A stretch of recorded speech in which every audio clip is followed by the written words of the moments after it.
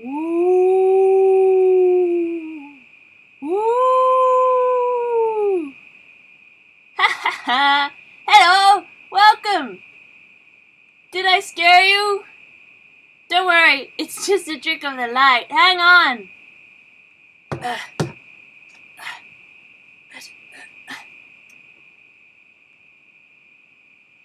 Whoa, that's better. Hang on 1 second. I'll just make this brighter. There we go. Hi, I'm Lily, and this is my first vlog. My friend Dave showed me how to do this, but he's gone out for coffee, so I'm flying solo here. But that's okay. I'm doing okay.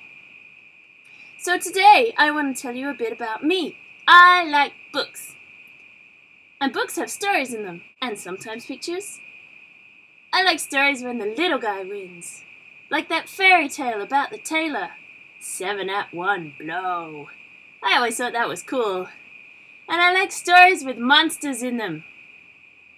Can you guess why? But often, the monsters in the stories are mean. Monsters get a bad rap in the press. We're not always mean. Well, okay, guys like vampires are often mean, but then they gotta break into houses all night and suck blood. It'd make anyone grumpy. But think about the Loch Ness Monster. Nessie's only been spotted once. Well, officially. Yeah, although there's been stories over the years, no one has ever conclusively proved her existence. I wish my neighbors were that so shy and retiring! You can't claim that Nessie is mean. And I feel sorry for bunyips. No one can ever agree what bunyips look like. They're so different in all the descriptions that I think really, either they're heaps of different monsters, or it's one shape-changing monster with great sense of humor. Not all the bunyips...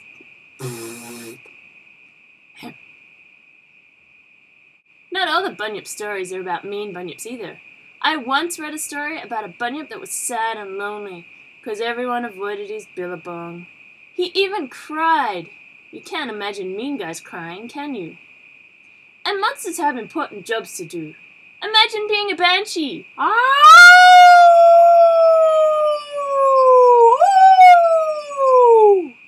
All that howling, ensuring you turn up on time. It won't do if you turn up too late or to predict or announce a death.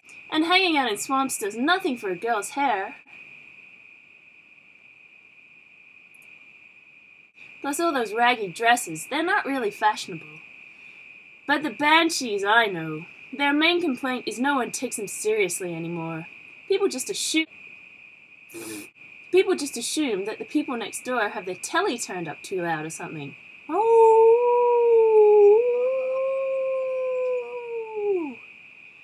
Banshee jobs are in steady decline, which worries a lot of monsters because it seems like a precursor to where monster society is going. Some monsters, such as mermaids, are so kind and gentle. I don't know what's next. And some monsters, such as mermaids, are so kind and gentle that occasionally you find stories about them eating humans simply to spice up their reputation. That one was started by the mermaids themselves, hoping to keep people out of their ocean by fear alone.